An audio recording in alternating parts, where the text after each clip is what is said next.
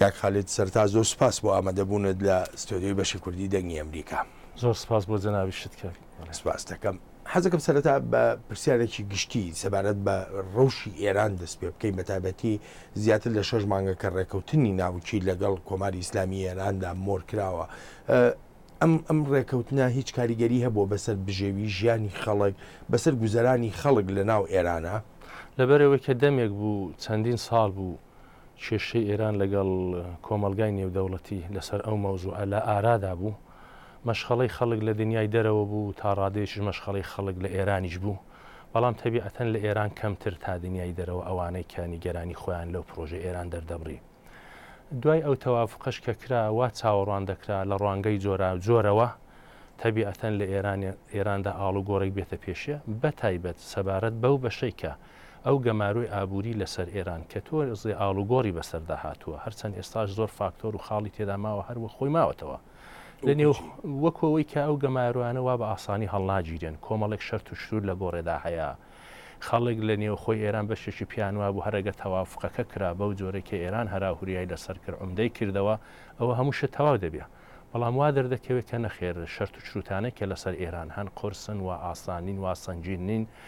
سنجینن بۆیە ڕۆژ بە ڕۆژەوان شەرت و شروت بۆ ئێران هەردادەنێن و بەردەوام دەچێتە پێشیە بەڵام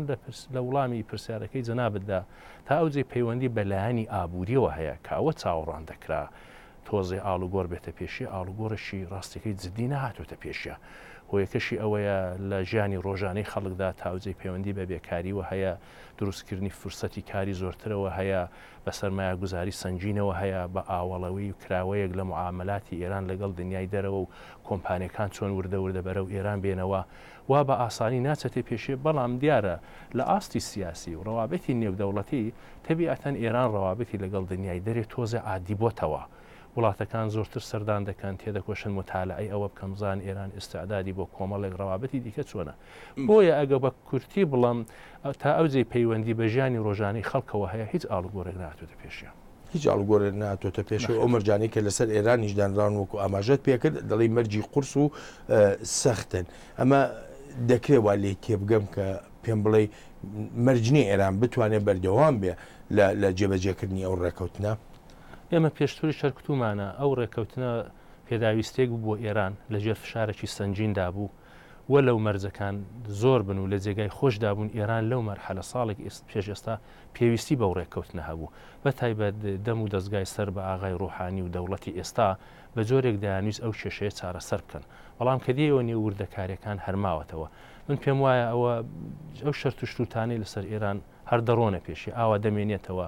احتمالاً لە داهاتووشدا کێشە دروستکاتەوە بینی کۆمەلگای نێودەوڵەتی و ئێران وەڵامیدی ئێران بە جۆرێک ئەو وەختە هەر دەبێ خۆی لەگەڵ تەطبیقدا و چارەسەرێک ببینێتەوە لە ڕووی سیاسەتی دەرەوەییەوە ئەو ڕێکەوتنە هیچ گۆڕانکاریەکی لە سیاسەتی دەرەوەی ئێراندا هێناوەتە ئاراوە ئەگەر بڵین هێناوێتی ئاراوە کامیان زیاتر فاکتەر بوون بۆ گۆڕانکاریە ڕێکەوتنەکە یا ئەو ڕووداوانی کە ئێستا لە ناوچەکەدا هەن لەبەرەوەی کە دنیای دەرەوە بە تایبەت وڵاتە یەکگرتوەکانی ئەمریکا و یەکێتی ئەوروپا زۆرتر بە دوای ئەوەدا گەڕاون کە ڕەفتار و کردداری ئێران بگۆڕن نەک حکوومەتی ئێران بگۆڕن تێبیاتەن لەو پەیوەندێدا جۆرێک سایان کردووە کە وا بڵن کە ئێران ئەگەر بهەیە ڕەوابەتی لەگەڵ کۆمەلگای نێودەوڵەتی عادی بکاتەوە دەبێت زبانێک بەکاربێنێ کە و زبانە هەڕەشە و گڕەشەی تێدا نەبێ ئێران هەوڵی داوە بڕێک ئەوە بکە بۆیە لەو بوارەدا هەروەکی ئاماژەم پێدا هاتوچۆ بینی تاران و وڵاتانی دیکە بڕێک دەستی پێکردوێتەوە لە ڕاستیدا ئەوە ئینسان دەبینە بەس دەبێت لە تەنیشتی ئەوەدا ئەو واقعەتەش ببینین لە ناوچەکەدا کێشە و مشکلاتێکی زۆر هەیە شەڕی داعیشەیە ئێران فاکتۆرێکە لە هەمووی ئەو کێشانە استراتێژی ئێران ئەوەیە بە دروستکردنی نائەمنی لە دەرەوەی سنوورەکانی خۆی بە دروستکردنی ناسباتی لە عێراق و سووریە و تەنانە تورکیە و وڵاتانی دروستە بەو جۆرە سبات بۆ خۆی دروست بکە بە دنیاوە بڵەکە ئەو ناوچەیە هەموو شێواوە هەر ئێرانە ئەمن و ئارامە بۆیە ئێوە دەبێت بە جۆرێک لەگەڵ ئێران تەعامل بکەن بەو جۆرەی کە دەبینن من پێم وایە ئەو کێشەی ڕۆژهەڵاتی نێوە ڕاست ئەوەی کە ئێران سەعیدەکە وانی شان بدا بە جۆرێک لە دژی داعیشە و لەوێ بە جۆرێک وانی شامدا کە بڵێ دەگەڵ کۆمەلگای نێودەوڵەتی ئەویش بە قەولی خۆی دژی تۆرۆریزمە ئێستا ئێمە دەبێ ببینین چی لێ بەسەر دێ بۆ ئێران لە ڕوانگەی ئێمەوە لە ڕوانگەی حزبی دموکرات و کوردەوە بەگشتی بەشێکە لە کێشەی ناوچەکە ئەوە سوورەتی مەسئلەکە ئەگە بچینە نێو حەلی مەسئلەکە لەو حاڵەتەدا ئایا حەلەکە چۆن دەبێت کۆمەڵگای نێودەوڵەتی بەوە قەناعەت دێنێ یانە خێوردە وردە ئادرسی ئەو کێشارەی کە دروست بووە بە جۆرێک دەچێتەوە تارانیش حیسابی لێ دەچێشن یانە. بەڵام لێرەدا ئەو پرسیارە هەیە ینی چندێک ئێران بڵێ کە دژی ڕێکخراوی تێرۆریستی دەوڵەتی ئیسلامیە داعشە ئەو ڕاستیە ناشارێتەوە کە ئێران پشتیوانکارێکی گەورەی تێرۆریزمە بە تایبەتی لە ماوەی ڕابردوشدا وەزارەتی دەرەوەی وڵاتە یەکگرتوەکانی ئەمریکا هێشتاش ئێرانی لە لیستی ئەو وڵاتانەدانا کە سەرپەرشتی تێرۆریزم دەکەن ئەدی پەیوەندیەکانی نێوان ئێران و بنمونە حزبەڵای لوبنان. ئێران هەروەکی وتم کارتی جۆرا جۆر بەکاردێنە وانی شان دەدا بە حکمیەوەی کە ئێران وڵاتێکی شیعە و داعشی جریانێکی تونڕەوی سونیە لەو حاڵەتەدا بڵە کە بەڵێ ئێران و داعش کوجا مەرحەبا بەڵام چون ئێران بە دوایی دروستکردنی نائەمنی لە ناوچەکەدا دەگەڕێ بە باوەڕی من لە ڕوانگەی منەوە زۆر عادی علاقات و پەیوەندی لەگەڵ ئەنواعی گروپی تۆرۆریستی لە ناوچەیەدا هەبێ بۆیە ئەو خوێندنەوەی دنیای دەرەوە بە تایبەت وڵاتە یەکگرتوەکانی ئەمریکا لەسەر ئێران کە ئێران ئێستاش بە جۆرێک دەست و علاقات و پەیوەندی هەیە لەگەڵ ڕێکخراوە تۆرۆریستەکان بە باوەڕی من لە جێگای خۆیدایە هەر لەو پەیوەندیدا دەڵم ئەگە ڕۆژێک بێتە ئەوەی کە چارەسەری کێشەکانی ڕۆژهەڵاتی نێوەڕاست بکرێ ئەو وەختە ئێران وا بە ئاسانی نابێ بە بەشێکی باوەڕ پێکراو لە حەلی کێشەکان بەڵکە بە لایەنێک کە بەشێک لە کێشەکانە دەبێت بە جۆرێک تەعاملی لەگەڵ بکرێت کە سزای خۆی بدات. یانیەکرێوا لە جەنابەت تێبگەم وەکو هەندێک لە شیکەرەوەش ئاماژەی پێدەکەن بوونی ڕێکخراوێکی تێرۆریستی وەکو دەوڵەتی ئیسلامی بە بەرژەوەندی ئێران کەوتۆتەوە زیاتر وەک لە شتیتر بەرامبەر بە ئێران. من پێم وایە داعش یا ڕێکخراوێکی تونندڕەوی وەچی ئەو لەو ناوچەیەدا بە بەرژەوەندی هەموو دیکتاتۆرەکان و مستەبدەکانە کە لەو ناوچەیەدا هیچیان لەگەڵ دموکراسی و مافی مرۆڤ و حقوقی ئینسان و بەراوبەری و کۆمەلگایەکی مەدەنی و کۆمەلگایەکی سیویل و ژن و لاو هەموو لایەک بە باشی تێیدا بحاوێنەوە و بێگومان لەو پەیوەندەدا ئێران شتی هاوبەشی دەتوانێت لەگەڵ داعشە بێ. تێگەیشتنی جەنابەت چی بوو بۆ ئەو ڕاگەیانەی نزیکەی هەفتەیەک لەمەوە بەروەزارەتی ئیتلاعاتی ئێران بڵاوی کردەوە کە دەڵێ گەورەترین پیلانجێڕی بۆ هێرشی تێرۆرکاری لە ناو ئێراندا پوچەڵ کراوەتەوە مەبەست هەر داعش بوو. ئێران سعی دەکا وانی شان بدات کە وڵاتەکەی ئارامە وا بە ئاسانی ئەخدامی تەرۆریستی تێدا ناکرێ. من پێم وایە ئەوەی کە هیچ ئەدرسێکیان نەداوە مەبەستیان چۆیە دان هەیە وانی شان بدان بە جۆرەی تەبیعەتی بەرژەوەندی خۆیان لە داهاتوودا ئەو نێوە بدەن بە چییە بناسیێن کە ئەو ئیقدامە تەرۆریستی لە ئێران خەریک بۆ بیکە. من تەسەور ناکەم ئێرانەکان لەوەدا شتی زۆر مستەنەدیان هەبێ یا ئەگەر هەشیان بێ سعی دەکەن حتاگە لە داهاتوودا بە جۆرەی بەرژەوەندی خۆیان لایەنێک ئاماژە پێ بدەن ئەو لایەنە بە خەریشەوە و تا ئەو وەختی سەنەد و شتی ئاوا دروست بکەن بە جۆرێک یعنی بۆ بازی داهاتوی خۆیان بەکاری بێنن. کاک خالید لە کاتێکا کە زۆربەی وڵاتانی جیهان بە وڵاتە یەکگرتوەکانی ئەمریکاشەوە دژی هەموو سیاسەتەکانی کۆماری ئیسلامی ئێران بوو چ لە ئاستی دەرەوە چ لە ئاستی ناوخۆ ئۆپۆزیسیۆنی ئێرانی بەگشتی ئۆپۆزیسیۆنی کوردیش بە تایبەتی ئەلەو ماوەیەدا نەبینرا بتوانرێکە دەستکەوتێک بەدەست بێنن بۆ خۆیان لە ئێستادا چۆن کە ئێران و خەریکە دەگەڕێتەوە بۆ ناو کۆمەڵگای نێونەتەوەی. گرفتێکی گەورەی کۆمەلگای ئێران و ئۆپۆزیسیۆنی ئێران ئەو ئۆپۆزیسیۆنی ئێران لە ڕاستیدا لە چەند ساڵی ڕابرد بە هەرگز وەک ئۆپۆزیسیۆنێکی یەکگرت و بە قووەت کە ئەدرسێکی بەهێز دروست بکە لە گفتمان و پرۆژە و بەرنامە و دەستوری کاری خۆی بە کۆمەڵانی خەڵکی ئێران بڵە ئەوە جمهوری ئیسلامی نا بەڵام ئێمە بە و هەروەها لەو حاڵەتەدا بڵە کە بەڵێ ئێمە ئەڵتەرناتیوی کۆماری ئیسلامی لەوەدا ناموەفەق بۆ ئۆپۆزیسیۆنی ئێرانی. ئۆپۆزیسیۆنی کوردیش هەرچەند لەسەر ئەرزی واقع هەن پەیوەندی و علاقاتیان لەگەڵ کۆمەلگای خۆیان لە کوردستانی ئێران بە شێوازی جۆراوجۆر هەیە ئێمە بە قەرای ئۆپۆزیسیۆنی ئێرانی منزەوی نەبووینە بە شێوازی جۆراوجۆر یا بە ئاستی جۆراوجۆر دەکرێ بڵێن هەم بە ئاست و هەم بە شێواز مەبەستم ئەوەیە ئۆپۆزیسیۆنی ئێرانی غەیرە کورد بەشێکیان تقریبان لە نێوخۆی ئێران بەو جۆرە نەماون بەڵام ئۆپۆزیسیۆنی کوردی بە عیلەتی موقعیەتی جۆغرافیایی کوردستانی ئێران و حزوری ئێمە لە کوردستانی عێراق و لە نزیک سنوورەکان تا ڕادەیەکی زۆر پەیوەندێکە هەر ڕاگیراوە بەڵام سەرڕای ئەو لایەنە باشە کە بۆ ئێمە شتێکی باشە بۆ بژیوی سیاسیمان لە پەیوەندی لەگەڵ کۆمەڵگای خۆمان هەر چەنەویش بە کەم و کوڕینە بەڵام ئێمە ژۆک ئۆپۆزیسیۆنی کوردی نەمانتوانی و یەکگرت و یەک گفتمانێکی واحید یەک قسە یەک دروست بکەین کە بە ئیحتیباری ئەوە کوردیش بتوانێت لە کولی ئێراندا لە دژی کۆماری ئیسلامی بە کارتێکی بە قووەت بێتە گۆڕێ لەوێ پەیامی خۆی هەبێ. جا لێرەدا ئاماژەم بەوەیە کە بەشێک لەمانی کۆماری ئیسلامی و ئەوەی کە تا ئێستا توانیوێتی تا ڕادەیەک ئەو قەیرانانە تێپەڕکە دلیل بەرنەبوونی ئۆپۆزیسیۆنێکی بە قووەت ئالتەرناتیوێکی بە قووەت بووە کەم دنیای دەرەوە نازان ئەگەر بڵند کۆماری ئیسلامی دەبێت نەمێنێ بڕوخێ یاوەلا بچێ بە هەر شێوەیەک بێت ئەدی چێجێ بگرێتەوە. ئەوە گرفتێکی گەورەیە لە ئیدارەی وڵات و لە چەند و چۆنی تەعامل لەگەڵ قەیرانی سیاسەتی کەلان لە پەیوەندی لەگەڵ ئێراندا. لە پەیوەندی بە ئۆپۆزیسیۆنی کوردەوە بە تایبەتی هەست ناکەن کاک خالید ینی بڕێک لە ئەستی متمانە لە نێوان خەڵک لە ناو ڕۆژهەڵاتی کوردستانە لەگەڵ لایەنە سیاسیەکاندا ئەستی ئەو متمانەیە کەم بوو بێتەوە. من پێم وایە خەڵکی ڕۆژهەڵاتی کوردستان تا ڕادەیەکی زۆریان ئێستاش متمانیان بە حیزبەکان بە تایبەت حیزبی دموکراتەوە هەیە. بەڵام ئەمن ئەوە لێرە قوڵ دەکەم کە خەڵکی ڕۆژهەڵاتی کوردستان گلەیی و گازندەیەکی زۆریان لە ئێمە حیزبەکانی ڕۆژهەڵاتی کوردستان هەیە.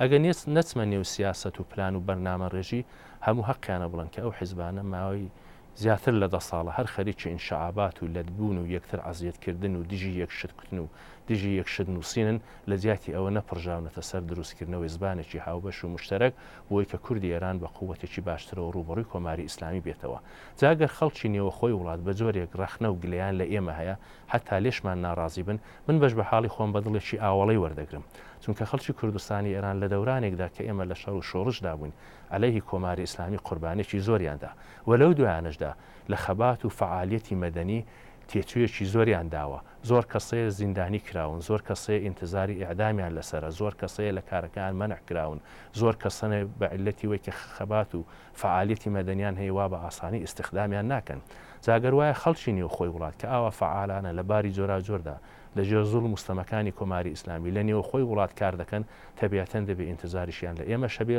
وەگەر ئێمە نەمانتوانیوە بە باشی ئینتزارەکانی وان وەڵام بدەینەوە ئەوە ڕەخنەیەکی جددیە لەسەر ئێمە. لە کاتێکە کە باز لە دروستبوونی زمانێکی هاوبەش دەکەی لە نێوان لایەنە سیاسەکانی ڕۆژهەڵاتدا حزبی دیموکراتی کوردستان چەند ئامادەیە ئەو زمانە هاوبەشە لەگەڵ پژاکە بدۆزێتەوە. تا ئەوجێ پەیوەندی بە پێناسەی ئێمە لە حیزبەکانی ڕۆژهەڵاتی کوردستانەوە هەیە لە ڕاستیدا تا ئێستا پژاک بەشێک لەو سێناریۆ نەبووە. هەر لە کاروبار و مقدماتی کۆنگرەی نەتەوەی کە لە هەولێر دەستی پێکرد کە بە هیچ نەتیجەیەک نەگەیشت ئێمە بە کۆنسپتێک گەیشتین هیچ کۆنسپتی 2 دموکرات و 3 کۆمەڵە بوو. پێمان وابوو کە لەو ڕادەست پێ بکەین لێک حاڵی بوونێک لەوێدا دروست بێ ئاشتێکی میلی لەوێدا دروست بێ ئەو چێشانەی و ناکۆچەکانی خۆمان وەلا بنین وردە ئارامیشێک لە گۆڕەپانی سیاسی کوردستانی ئێراندا دروست بکەین بە دوای ئەودا ڕنگ بوو ئێمە چوبینێت نێو ئەو مەرحەلەیە بزانین پێناسەمان لە حیزبەکانی ڕۆژهەڵاتی کوردستان چییە و لەو سێناریۆدا پژاکی لە چۆ قەرار دەگرێت. پژاک خۆی چەند ئامادەیە هێندەی ئەوەی کە زانیاری هەبێت و هێندەی ئەوەی کە هەوڵ درابێت لە نێوانتانە. بەڕاستی تا ئێستا عیلاقات و پەیوەندێکی ئەو جۆرە کە بەحسێکی زۆرمان هەبێ زۆر بچینە نێو تەفاسیل و جزئیە لەگەڵ پژاک لەبەرەوەی کە شتێکی وامان نەبووە زۆر ئاگام لە وردەکاریەکانی سیاست و بۆچوونەکانی وان نەبوو تا ئێستا. بەڵام ئامادەن ئێوە وەکو حزبی دیموکراتی کوردستان لە یەک بەرەدا لەگەڵ پژاکە تا ئەو لەحزەیە کە من لێرە لەگەڵ جەنابەت قسە دەکەم لە نێو ئێمە حیزبەکانی کوردستانی ئێران بە تایبەت دوو لای دموکرات و کۆمەڵەکان شتێکی لەو بابەتە نەهاتوێتە گۆڕێت چون کاتی خۆشی کە ئێمە قسەمان دەکرد چۆن تێبکۆشین کێشەی بەربڵاوی حیزبەکانی ڕۆژهەڵاتی کوردستان چارەسەر بکەین ڕاستیەکەی حەلەکەمان لەوەدا دەدیت کە چۆن یەکەم دوو لای دموکرات بە قەناعەتێک بگەن یەکگرتنەوەیەک بێت لێک حاڵی بوونێک بێ و بە موازاتی ئەوە ئەو یەکگرتنەوە و لێک حاڵی بوونە لە نێو کۆمەڵەکانی ڕووبدا و بە دوای ئەودا ئەگەر ئێمە و کێشە سەرەکیمان چارەسەر کرد ئەو کەڕەتە بپڕژێنە نێو پێناسەکردنی سێناریۆکی گەورەتر لە چەند و چۆنی حیزبەکانی دیکەی ڕۆژهەڵاتی کوردستانیش. بەمانایەکی تر ینی ئێوە بڕواتان بە ئامادەیی پژاک هەیە لە مەیدانی ڕۆژهەڵاتی کوردستانە زۆر بەڕاشکایی بڵم تا ئێستا ئەومان تاوتۆ نەکردووە ینی علاقات و پەیوەندەکانمان دەو ڕاددەیەدانێک کە بە جزئیاتەوە بزانین بەڕاستیەوان بە دوای چدا دەگەڕێن نەک بە دوای چیدا دەگەڕێن بەڵام ئێوەدان بۆدا دەنێن کە پژاک بوونی هەیە بوون جیا لەگەڵەوەی کە بەشێک بێ لەو پرۆژەیە جیا لەگەڵەوەی کە بەشێک بێ لەو پرۆسەیە ئەو وەختە پژاک چۆن خۆی پێناسە دەکا وەک حیزبێکی ڕۆژهەڵاتی کوردستان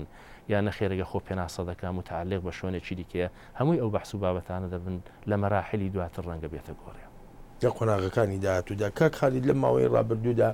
لە هەندێک شوێنی ڕۆژەڵاتی کوردستاندا شەڕ ڕوویداوە. دواترینیان شەڕێک بوو کە حزبی دیموکراتی کوردستانی ئێران تایدا ینی ژمارە لە پێشمەرگەکانیشی گیانیان بەخشی لەو شەڕەدا. بوونی ئەم شەڕانە بە بەرژەوەندی دۆسەی کووردە لە ڕۆژهەڵاتە یاننا. ئێمە وەک حزبی دموکرات تەنانەت لە زمانی پێشەواشدا هەر لەو باوەڕەدا بوونێ کە کێشەی کورد لە ئێران بە شەڕ چارەسەر ناکرێت. و دوای ئینقلابی ئێرانیش هەوڵێکی زۆر درا لەلایەن هەیئەتی نمایندەجی خەڵکی کوردەوە کە حزبی دموکرات بەشێکی سەرەکی بۆ دوات هەر لەلایەن خودی حزبی دموکراتەوە بە تایبەت شەخصی دکتۆر قاسملوو کە کێشەیە لە ڕێگای مزاکرە و گفتوگۆ چارەسەر بکرێت. بەڵام بەداخەوە حکوومەتی مرکزی شەڕی بەسەر ئێمەدا تەحمیل کرد. ئێمە شەرمان دەست پێ نەکرد، شەرمان بەسەردا سەپا. ئێمە دیفاعمان لە خۆی کرد. خەڵکێک لە کوردستانی ئێران مسلح بوون بە پێشمەرگە مەجبور بوون دیفاع لە خۆیان بکەن. تەبیعەتی شەڕی کێشەی ئێمە لەگەڵ کۆماری ئیسلامی تا ئەوجی پەیوەندی بە ئیقدامی مسلحانە یا ئیقدامی پێشمەرگانە هەیە ئێستاش دیفاعیە. پێشمەرگەکانی حزبی دموکراتی کوردستان لانی کەم لە ساڵانی پێشودا کە چوونەوە نێوە خۆی وڵات و حزوریان بووە هەمیشە ئەمریان پێکراوە کە ئێوە بووە دەستپێکردنی شەڕ ناگەڕێنەوە نێوە خۆی وڵات. ئێوە لەوێ دەبن ئەگە هێرشان کراسەرێ لەو حاڵەتدا ئێوە دیفاع لە خۆ دەکەن. من پێم وایە حزوری پێشمەرگەکانی حزبی دموکراتی کوردستانی ئێرانیش لە چەند حوتوی ڕابردوو لە ناوچەی شنوویە هەر لەو حاڵەتەدا بوو. حزوریان هەبوو لەوێ کاتێک کێشیان کراوەتە سەریە ئەوان دیفاعیان لە خۆیان کردو بەداخەوە لە نەتیجەی و دیفاعدا جەمعێک لەوان شەهید بوون. هەروەها ئیدی بوو بەهۆی ئەوە کە ئیدی ئەو کێشە و هەرایە ئاوا بمێنێتەوە. بەڕای جەنابەت درێژەی دەبێت. من پێم وایە هیچ کام لە حیزبەکانی ڕۆژهەڵاتی کوردستان ئێستاش ئەو سیاسەتیان وەلانە ناوە کە ئەوان شەڕدەست پێ دەکەنەوە کە ئێمە دێنە نێو فازێکی تازە لە شەڕی چەکداری دژی کۆماری ئیسلامی. ئێمە کتومانە دەگەڵ کۆماری ئیسلامی ئاتەش بەستی ڕسمیمان نییە، بەڵام بە معنای ئەوە نیە ئیدی ئێمە ئەو شەڕە دەست پێ بکەینەوە. ئێمە کۆمەڵێک ملاحەزاتمان هەیە تا ئەوجی پەیوەندی بە ئێمە حزبی دموکراتی کوردستانەوە هەیە. ملاحەزەی یەکەمان ئەوەیە کۆماری ئیسلامی بە دوای بەهانەدا دەگەڕێ شەڕ دروست بێ، کوردستانی ئێران هێندەی دیکە نائەمنی بکە، جار بە خەڵک بڵە بۆیە پرۆژەی اقتصادی نایانین، پرۆژە بۆی خوێندن نایانین، بۆیە بێکاری لێرە زۆرە لەبەرەوەی کە شەڕ و شۆڕش هەیە، پێشمەرگە حزوری هەیە، نایاڵن ئەمنیەتە بێ. یەکەم نامان هەیە ئەو بەهانەیە بدەین لەژێر سێبەری ئەو بەهانەیەدا خەبات و جم و جۆڵی مەدەنیش بچێشێتە بە خشونەتی ئەوە. دووەمیش تا ئەوجەی پەیوەندی بە ئیحساسی مەسئولیەتی خۆمان بەرامبەر بە حکوومەتی هەرێمی کوردستان هەیە. سعی دەکەین لانی کەم ئێمە حزبی دموکراتی کوردستان نەبین بە ئەسبابی دروستکردنی نائەمنی لەلایەن ئێرانەوە بۆ سەر حکوومەتی هەرێمی کوردستان. پێشتریش ینی حزبی دیموکراتی کوردستان ئاماژەی بەوە کردووە کە لەگەڵ دیالۆگدایە لەگەڵ ڕژێمی کۆماری ئیسلامی ئێراندا لە ساڵی 1970 هەتا ئێستا چ شتێک لە کۆماری ئیسلامی ئێران گۆڕا کە حزبی دیموکراتی کوردستان پێداچوونەوەی بە سیاسەتەکەی خۆیدا بکە و بانگەشە بۆ دیالۆگ بکە. تا ئەوجێ پەیوەندی بە سیاسەتی گەورەی کۆماری ئیسلامی بەرامبەر بە مەسەلەی کورد و حزبی دموکراتی هیچ شتێک نەگۆڕاوە.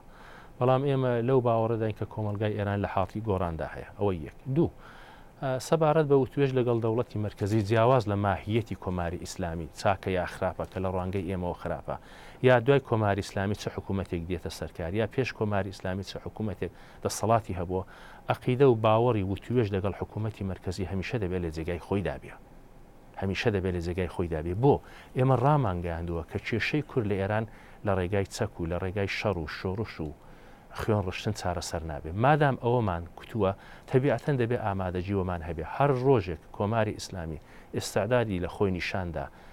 بەو قەناعەتە گەیشت کە مەسەلەی کوردی قبول کردووە بە دوای هەلدا دەگەڕێ، بە باوەڕی من ئێمە نابێ نادیدەی بگرین و کۆماری ئیسلامی بچێشینە نێو گۆڕەپانی چارەسەری کێشەی ئەو قەزیەیە بەلایانی سیاسی، قانونی، حقوقی هەر شێوەیەکی دیکە کە عەمەلی بوو. هێزی چەکدارتان هەیە وەکو حزبی دیموکراتی کوردستان لەناو ڕۆژهەڵاتە؟ ئێمە هێزی چەکدارمان لە چەند ساڵی ڕابردووشدا هەیە و ئێستاش لە سنوورەکانمان هەیە و ئێستاش لە نێو خۆی وڵاتدا هەمانە. بەڵام هەروەچی ئەرزم کردی ئێمە دەستورمان پێداون لە هیچ شوێنێکەوان شەڕ دەست پێ نەکەن. ئەگە هێرشیان کرایە سەرێ دیفاع لە خۆیان دەکەن. لە ساڵانی ڕابردووش هەروە بۆ دیفاعیان لە خۆیان کردووە، شەهید و برینداریشمان بووە، تەلەفات لە کۆماری ئیسلامیش بووە. لە وەڵامی پرسیاری پێشووترمدا ئەمەژۆ بەوە کرد یەکێ لە هۆکارەکانی کە خەباتی چەکداری یاخۆ ململانی چەکداری وەکو حزبی دیموکراتی کوردستان کە وەستانوتانە بۆ ڕەچاوکردنی ئەو هەلومەرجەیە کە حکوومەتی هەرێمی کوردستانی تێدایە. لە بەرامبەر ئەوەدا حکوومەتی هەرێمی کوردستان چی کردووە بۆتان؟ ڕەنگە ئێمە ئینتزاراتێکی زۆرمان نەبێ، بەڵام لە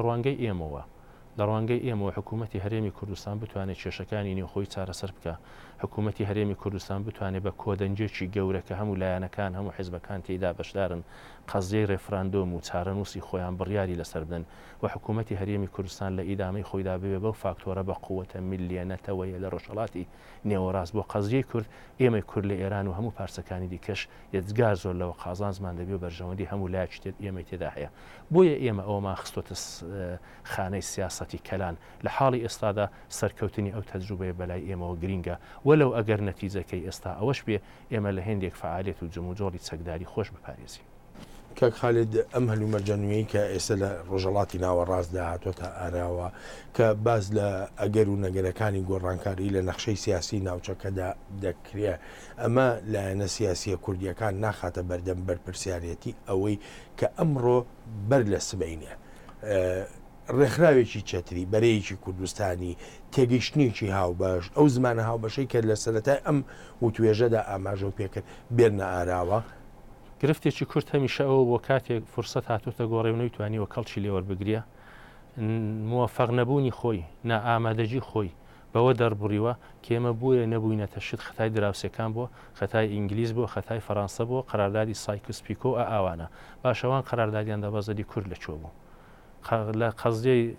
سێڤر و لۆزاندا دیسان هەمووی ئەوانە قەزیە کوردیەتە گۆڕێ ئەوان بە دوای بەرژەوەندی خۆیاندا دەگەڕێن ئەدی کورد لەکوێ بوو سەردەمی کۆماری کوردستان فرسەتێک دێتە گۆڕێ و پێشەوە قازی محەممەد کەڵکی لێوەردەگرێت دوای لە کوردستانی عێراق دوای ڕوخانی سەدام حوسێن و ساڵی 92 فرسەتێک دێتە گۆڕێ و کەڵکی لێوەردەگرێت بە بڕوای من کەس نابێت ئەوە لە کورد قبول بکە ئێستاکەەوە فرسەتە لە دەست بدا یعنی ئەو بەهانانە نابێت لە ڕێبەرانی کورد قبول بکرێت کە ئێمە بۆیە ئێستا ناتوانین پرۆژەکانمان جێبەجێ بکەینەوە خەتای ئەم و ئەوە واگەر ئەوە بە چاوێکی واقعبینانە چاو لێ بکەین زۆر فاکتۆر ئامادەیە لە کوردستانی عێراق بە تایبەتی بۆیە ئەوە دەڵام ئێمە لەگەڵ هەموو حیزبەکانی پارلمانیوێ بە خۆشی و علااقاتمان خۆشە کە هەموو بە یەکەوە کەڵکی لێوەربگرن ئەو ناکۆچانەوە لا بنێن و بیتوانین بیکەم بە دەستکەوتێکی گەورە بۆ کورد ئەگەر ئێمە ئێستا باسی خەسارەتەکانی شکستی کۆماری کوردستان دەکەین ئەوەی سایکس پیکۆ دەکەین ئەوەی سێور و لۆزان دەکەین نستی داهاتوو ئەوەی ئێستای کوردستانی عێراق زۆر بە شتێکی گەورە وەردەگرێت ئەوە زۆر چۆتە پێشێ بۆیە مەسئولیتێکی یەجگار زۆر گەورە لەسەر هەموو حیزبە سیاسەکانی هەموو پارچەکانە بە تایبەت لەسەر حیزبە سیاسەکانی پارلمانی کوردستان بە تایبەت لە سەردەم و دەستگاکان و مراکزی قانونی هەڵبژاردراوی حکوومەتی هەرێمی کوردستان کە بە باشی مدیریەتی و وەزعیەتە بکە و بە باشی و هەمەلایەنە تێبکۆشە لە فرسەتێک کە لە ڕۆژهەڵاتی نێوەڕاستاتۆتە گۆڕێ کەڵکی زۆر باش وەربگرێت. سەردار عەبدوڵڵا ئەندامی پێشووی پەرلەمانی عێراق بەردەوام لە لێدوانەکانیە داوای ئەوە دەکا کە وەکو بڵێ پەیماننامەیەکی شەرەف لە نێوان سەرکردە سیاسیەکانی حزبەکانی هەر چوار پارچەی کوردستاندا مۆر بکرێت شتێکی واشیانی هەیە ئەمن ئەگەرەوە بڵم بە پەیماننامەی شەرەفی دانێنم بە قەراردادێکی نەتەوەیی کۆمەڵایەتی دابنێم نەخێر بە قەراردادێکی نەتەوەیی دابنێم زۆرێک لەو میلەتانێک کە ئێستا بوون بە دەوڵەت بەڵام دەوری 200 میلەتە هێندێک لەوانە کاتی خۆی نە دموکراسیان بینیوە نە پلورالیزمیان بینیوە و نەباسی ئەو قانونمەندیانێکی ئێستا لە دنیای دموکراسیدا هەیە ئەو چەمکانە وجودیشیان نەبووە بەڵام بوونە بە میلەت بوونە بە دەوڵەت جاری وایە ئەمری بوون بە میلەت بوون و بە دەوڵەت بوون ئیرادەی دەوێت قەراردادی دەوێت لەو حاڵەتەدا کە ئێمە دەسەڵاتێکی بە قووەتی یەک حیزبی یا ڕەهبەرێکی بە قووەتمان نییە کۆمەلگای کوردستان دابەشە بەسەر حیزبەکاندا بێگومان من نێوی دەنێم قەراردادێکی نەتەوەیی کە هەموو حیزبەکان پێی متحید بن و کەس لە ژێرە و قەراردادە نەچێتە سەرێ و ڕەهبەر دروست بکەن بۆ داهاتووی خۆیان ئاوا دەکەونێنەوە پرۆسەی میلەت سازی و لە ئیدامەی خۆیدا پرۆسەی دەوڵەت سازی شتێکە غەیرە عەمەلی نییە زۆریش عەمەلیە تەجروبەی زۆرێک لەو دەوڵەتانی دنیا کە ئێستا بوونە بەشت ڕاستێکی ئەوەی دەرخستووە لە نێوان حزبی دیموکراتی کوردستان حزبی دیموکراتی کوردستانی ئێران هەردوو باڵەکەی کۆمەڵە پەژاک لایەنەکانی تریش لە ڕۆژهەڵاتدا کاک خالید دەمەوێت ئەوەم پێ بڵێ بزانم ئایا زەمینەی هاوبەش لە نێوانتانە زیاترە یا ئەو زەمینەی کە جیای کردوونەتەوە لە یەکتر بەداخەوە دەبێت احتراف بەوە بکەم ئەو زەمینانێک ئێمە لێک جیا کردوێتەوە تا ئێستاش زیاترە تا ئەوجێ بە پەیوەندی بە تەجروبەی خۆمان و لایەکەی دیکەی دموکراتەوە هەیە ئێمە هەردوای ئەو لەدبوونە یاون شعبێک کە هاتە گۆڕی هەوڵێکی زۆرماندا کە ڕاستیەکەی بکەوینەوە سەرێک لە ڕوانگەی ئێمەوە پێمانوا بوو ئەگەر دوو دموکراتەکان بکەونەوە سەرێک زەمینە خۆشتر دەکات بۆ دروستبوونی عەقڵیەتی وەسەرێک کەوتنەوە و لە دژی لێکجیابوونەوە ئینشعاب بەڵام تا ئێستا بەداخەوە ئێمە لەو بوارەشدا موەفەق نەبووینە بۆیە دەبێ بڵم تا ئەو لە حەزێش ئەوە شتێکی زۆر ناخۆش و خراپە کە ئێمە حیزبەکانی ڕۆژهەڵاتی کوردستان بە تایبەت دوو دموکرات و سێ کۆمەڵەکە بە هیچ تەوافقێک نەگەیشتوینە و هەروەکی پێشوش ئاماژەم پێداوە گلەیەکی گەورەیە لەسەر هەموو لایەکمان و کوردی ئێران حەقی خۆیانە ئەو گلەیەمان لێ بکەن و گلەیەکی جددیش بکەن. چارەسەر چییە؟ چارەسەر هەر ئەوەیە مذاکرە دانیشتن لەگەڵ یەکتر گفتوگۆ لەگەڵ یەکترکردن ئەوە یەک دوو کاتێک کێشە و ناکۆچیمان دەبێ کوردێک عادەتی ێگە تووڕە دەبێ شتی تۆن دەڵە و کاتێک شتی تۆن دەڵە زمانی زۆر دەوێت تا بڕێک ئاران دەبێتەوە وردە وردەدێتەوە سەرمانتەق و ئەقلانیەتێک کەەوەی بە شتە تون دەکە خەرای کردەوە خۆی لێ بکاتەوە کاتێک کەوت کێشانەمان دەبێت شتی توندی ڕسمی زۆر لە دژی یەک نەڵین ڕەنگە ئێمە جیاوازی بۆ چونمان هەبێ جیاوازی فکریمان هەبێ من خوێندنەوەیەک لەسەر ئێران و ڕێگا حەلەکان بدەم لایەکی دیکە خوێندنەوەیەک بدا بەڵام هەمووی ئەوانە بە خانەی بە پەرۆشی و خەمخۆری بۆ داهاتوی قەزێکی خۆمان دابنین ئێرش نەکەینە سەر یەکتر نەکوتین زوو نیێ و ناوەرۆک لەسەر یەک دانەنین واتە سەور بکەین کە جوڵانەوەی کوردێران متەنەوەعە بیر و بۆ چوونی جۆراوجۆری تێدا هەیە چون خەڵکەکەی متەنەوەعە هەمووی ئەوانە بە فرسەت دابنین ئەگە ئەو تەمری نەکرا کە بەداخەوە تا ئێستا باش نەچۆتە پێشێ لە ئیدامەی خۆیدا ڕەنگە بە حالێک بگەین دەنادەبێ بڵام بەداخەوە سێناریۆکی ناخۆشە کە ئێمە تا ئێستا نەمانتوایەوە حلێک ببینینەوە. ئەمریکاییەکان بە تایبەتیش مەبەستم لە ئەمریکاییەکانە ئەوجا بە گشتی دێمە سەر ئەوروپاییەکان هیچ هەوڵێکی نێوەنگیری هەبووە لە نێوان ئەم لایەنانەی ڕۆژهەڵاتی کوردستانە تا ئێستا لەلایەن ئەمریکایەکانەوە هیچ هەوڵێک نەبووە هیچ ئەوروپایەکانیش هیچ هەوڵێک نەبووە هەرچەند ئەوروپایەکان لایانی وای تێدا هەیە بڕێک دۆستایەتی و علاقاتەکە لەگەڵیان زۆرترە بەڵام هیچ لایەنێکی ئەوروپایش نەهاتوتە نێو بژێتی ئێمە لایەنەکان بە غەیری وەی کە کاتی خۆی کە هەردوو لای دموکرات فەڕەنساویەکان من دەبێ بڵام بە ئەحساسی مەسئولیەت و علاقەوە کە علاقێتیشی باشیان هەبوو لەگەڵ کوردی ئێران و کورد بەگشتی بە پەرۆشەوە دوی ئەوە کەوتن بەڵام بەداخەوە هەوڵ و تێکۆشانی وانیش تا ئێستا نەتیجەیەکی نەداوە خەتاکە لەوان نەبووە خەتاکە لە ئێمە بووە دۆستە و ئەوروپاییە دەڵێ یەک بگرن ئەگەر ئێوە یەک بگرن ئێمەش دەتوانین کۆمەکتان بکەین بەڵام ئێمە بۆ خۆمانین و کوردین بەداخەوە ناتوانین ئەو کێشەیە چارەسەر بکەین. زۆر سپاس دەکەم بۆ ئەم دیمانە تایبەتە زۆر سپاس بۆ جەنابیشت کاک بەڵێن.